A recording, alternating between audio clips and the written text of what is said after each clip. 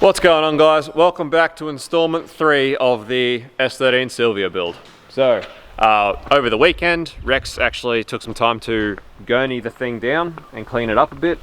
So just get a lot of this crap off. So next thing we're going to be trying to remove a lot of these stickers. Hopefully they're about ready to come off. We've got this really good spray on stuff that is meant to eat away the actual adhesive glue on stickers, which makes them really easy to remove. So we've just been spraying that on every now and then to hopefully try and eat them away, and hopefully when it comes to actually peeling them off, they come off pretty easy. So it's a shame to rip all Pecky's beautiful old school stickers off, but yeah, we will have some new stickers to go on this thing. Anyway, apart from that, we have got our wheel bearings for the front. So we've got new bearings to put into our GK Tech 5-stud hubs for the front of this car. So we made sure that the wheel bearing kits came with circlips for the back of the hubs. So today we can get our bearings into these hubs, get our studs in the hubs, get the hubs on the car, hopefully get the brakes on the car, and actually tighten everything in the front end up, because it's yet to actually be tightened. It's all just sort of dummied up and sitting in there. So about the only thing we're still waiting on is the rack ends and tie rod ends to actually fit the setup. So it's still going to tow out like mad, but at least it'll be sort of getting together. So we'll start seeing what we can do, or what we have to do to get it done. Alright, look at that. They come pre-packed and everything. How handy is that? We don't even have to pack them. So when we ordered these, we specifically asked to make sure that they came with these circlips. And when our parts supplier actually contacted the manufacturer, they said, oh, they don't, but we'll make sure we chuck some in. But they were wrong, and they actually do. So what we've ended up with is 2 sets of circlips, which is awesome, because I actually have another set of 4-stud hubs down in the shed which are missing them. So now I'll have 2 sets of 4-stud hubs which will have circlips, and this set of 5-stud will be complete as well. So that worked out pretty well. But anyway, smash these together, eh?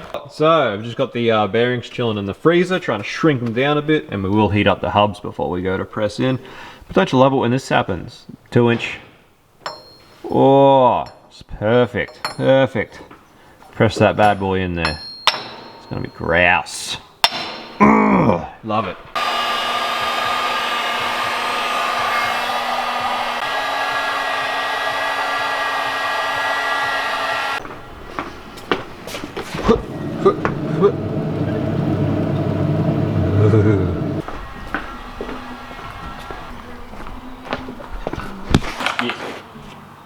Yes, it do.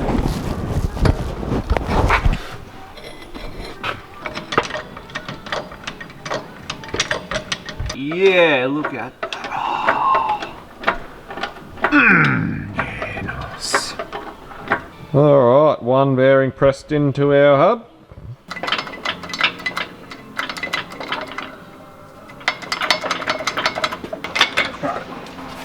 Should be right. Should be. Hell yeah, boys and girls, we've got our bearings and circlips in there. Studs are pressed in. Got a couple of 5-stud boys ready to go home. Righto, so we just had to linish up the stub axles a little bit because they've been sitting for a while. They're actually just a little bit sort of rusty, so linish that up with some 400 grit sandpaper, and we've got our hubs bolted on, so looking pretty good. These are some nuts I had to salvage because these hubs these knuckles didn't actually come with these nuts, so managed to salvage them. I think one of them came from Adam. But anyway, so just got to tighten them up, and then got our R33 brakes here. Nice big old brakes. Plenty of life, meat on the pads and everything. So I run into a bit of an issue. The extra circlips that they've chucked in, they're obviously the correct size for the hub, but because they're not the same as the stock ones, they actually sort of shoot out into the middle a bit more than a stock one does, and we're finding they're actually fouling on this part of the knuckle. So that there is actually fouling on here, which is a problem. So I have to take them back out and put the stock ones in. So this is the difference between the two. You can see where the stock ones are designed, obviously, to not foul on that part of the knuckles. So although these work, they fit, they unfortunately don't work unless we modify them. But anyway, I'll keep them aside for that other set of knuckles, like I said, in case I actually do need them and want to modify them one day. But we'll chuck these in for now. I just put them in because I figured they'd be easier to service, because they're actually a lot easier to work with, those sorts of type than these, but they are what they are.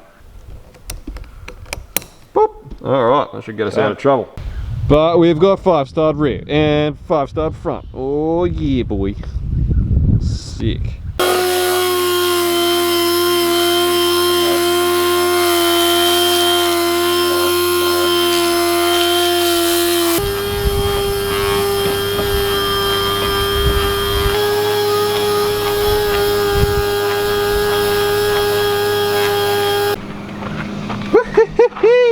rig me sideways, faggot undies. Look at that. We've got 5 studs. R33 brakes and 5 studs. Crazy, look how much it's towing out. Got that side and that side. But anyway, we're still waiting on our tie rod end and rack ends. They're hopefully going to be here this week. And then we can get them in the car as well and actually have it not being all bung-eyed and actually be able to point it straight and stuff and move it around. So I'm not going to bother tightening everything up at the moment because as you can see it's starting to get sort of dark and I'm going to go head off and go home. But yeah, once we actually get our rack ends and tie rod ends in, we can actually tighten everything back up, put some wheels on the front, and we've got a rolling shell, baby. How is that? That's awesome. Check it out, almost bloody forgot to show you this thing. But so when we first started doing this build, we had thought about, because this car actually does still have the stock fuel tank in it. I haven't actually removed the stock one yet. And we thought about leaving it in there just for pretty much cost, just to save some cost. But the problem with S13s, a lot of you already know, the fuel tanks in them are really not in a very favourable place, particularly when you want to go drifting. They're right at the back, right at the bottom. They're the first thing to go. If you back it into a wall, if someone hits you in the back, they're the first thing to split, and it's just dangerous, and it's not a very ideal place to have your fuel tank. So Rex did actually decide that it wasn't worth just cutting the cost to do it, so he bought this. Whoa, look how shiny that is. So this is a bit more of this, like a better size cell than the one we put in the 31. I did, as I said to you guys, the one I put in the 31 was quite small for what I really should have put in there. But nonetheless, like I said, it's not going to last any more than a set of tyres anyway, so as long as you're fueling up, it's all good. But Rex actually got himself an 80 litre cell, so nice and bug. For no particular reason other than it was cheaper. Yeah. To get a smaller cell was actually more expensive. 60 was what I was aiming for, but they were like $100 more, and I was like, nah. And that one of the 31's about 42. I'll put the 80 in, I just don't have to fill it. Yeah, that's it. Only half fill it, but look how shiny that is. So yeah, so now this fuel system is now going to be very similar to the one on the 31, and it's going to be sort of the cell and then the surge and the deadhead and the same sort of pump as well. Funny story, we actually got another 044 there that I accidentally got. I bought some stuff off a guy on eBay, and he accidentally sent me a fuel pump instead. I messaged him, I was like, yo, did you mean to send this to me? And he was like, oh no, send it back. And I was like, oh, I'll just buy it off you, save sending it back. So I just bought it, so we've got another 044 for this car now, a brand new one. So that's awesome. So you can see where the fuel tanks in these things are. Bam, that's your fuel tank right there. So pretty standard as the era. Like R31s are the same. A lot of cars of this era are the same, but I'm pretty sure R32s are the same as well. But you know, from the R33 and the S14, they actually sort of were like, oh, this isn't very good, and they actually moved them up to underneath the rear seats. So they're sort of between the wheels instead of right at the back. So we'll get rid of that. It makes it a bit safer. It also gives us a little bit more room for mufflers and for our exhaust system as well. So anyway, just thought I'd show you guys that, and we'll pick this back up later on through the week as we can make some progress between other jobs. Righto guys, still no sign of our tie rod ends or rack ends, but we're going to continue on doing a few things with this thing, finish off this episode, because they may not be here till later in the week. There's still a lot to do. So basically for this build, it's going to be similar to the 31 where we've just got manual brakes with a Willwood Master. The stock Nissan Master isn't going to cut it for the TVD6 slave, the concentric slave for the TVD6, so that can all go. These fuel lines, the filter can go, this can go, everything's going. Yard sale. And then we can cut out our inner guards similar to the 31. Again, just drift life, don't really need them there. They're just going to be in the way. Let's get into it. The other thing with this car, and we actually decided to do it with the 31 as well, is we're actually probably going to pull out most of the body loom because there's so much in it that we don't need. You know, as far as a drift car goes, pretty much need hazard lights, headlights, which is usually just like a light bar or something anyway. You know, you can really simplify the wiring of these cars, particularly when you're looking at sort of 30-year-old wiring from Japan and stuff. Like it's starting to get brittle, and it can cause a lot of issues and gremlins, which is what you particularly don't want. The last thing you want is to take your drift car to an event and have a wiring gremlin cost you heaps of track time. It's not much fun. So we're thinking about just sort of simplifying and building new looms and making everything sort of simple and new and reliable. So anyway, we'll get into starting to yeet a lot of this crap out of here, eh? Mm-hmm. Yeet it.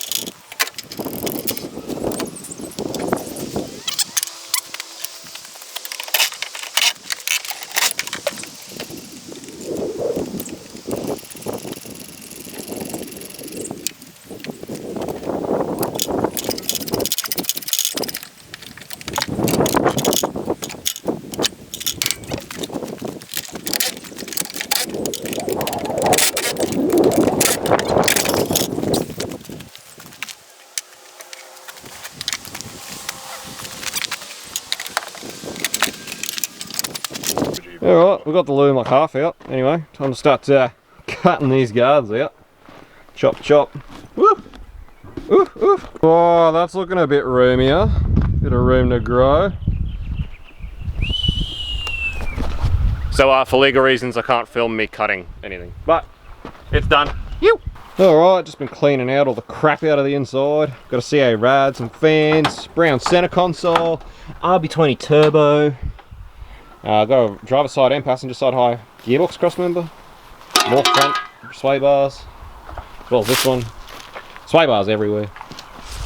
And so it's pretty much empty in here now. Woo! Just start blowing out this forest of crap from sitting for so long.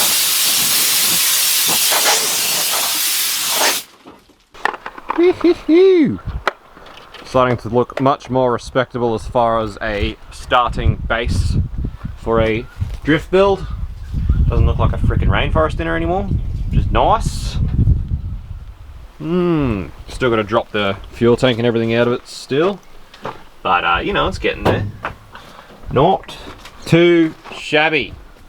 We actually bought a heap of 80 grit pads for the orbital today so that we can actually start sanding this primer off it, which, if I'm being honest, I'm not particularly looking forward to. I think it's going to be a big job, but I think it's going to be really satisfying at the same time, so yeah, it might be right.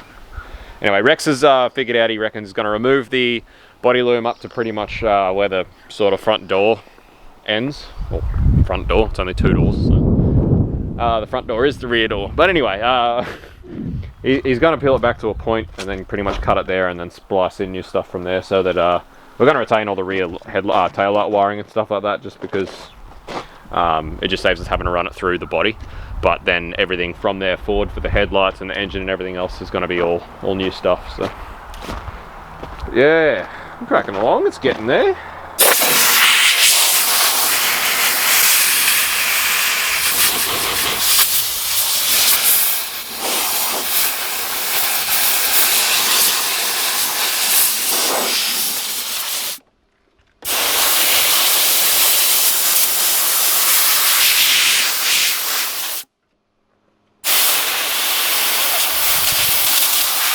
Righto guys, that's probably going to be the end of this episode. I'll pick it up another episode when we finally do get our rack ends and our tie rod ends and we can actually get this thing rolling on all 4 wheels, which would be awesome. But there's still been really good progress today. As you can see, like I was saying, this quickly is not only catching up, but pretty much surpassing where we are in progress in relation to the 31, as far as the shell goes at least. We did have some bad news today about the actual engine for this thing. So we sent a block down to the machine shop that had dropped the piston into a dropped the valve into a piston, split a piston and split a bore. We're hoping just to get it re-sleeved and use that for this combo. But the machine shop called me today, and apparently the behind the sleeve where it had cracked, it actually cracked the alloy in the block. So basically it won't hold up to the abuse we want to do with this car. So unfortunately we're not going to be able to use that block, but nevertheless Rex actually managed to get onto another mate that does a lot of LS stuff. He's actually got a spare block which he will sell us, so that's awesome. So we do have another block now. Rex is going to go pick that up tomorrow. I'm going to go to the machine shop and get the old block and the crank for Brad's RB and stuff. So that's tomorrow morning, but after that we should be right to start actually getting the motor for this thing together as well. And you know, at the rate we're going, both these cars pretty much will end up getting built at the same time. Like I said, our plan is to try and get them ready so that we can paint them both at the same time. Just saves a bit of work and setup and stuff, obviously, when you're doing them both at the same time. Oh, Testo Fitto. It's going to take up so much boot space. Pretty much all the boot space. All of it. Going to have to fill it from inside the car. Yeah, we'll just make a frame and just poke it out up through the parcel shelf and out the window. Make a back window out of Perspex. Dunsky. Easy done. Easy done. Full D1 GP spec. Anyway, that's going to be it for this one. So we do have a motor sorted. We can get onto that fairly quick, which is exciting. I'm excited to show you how that motor is going to go together and what's involved in that, because there's some pretty juicy, spicy, fruity things going in it.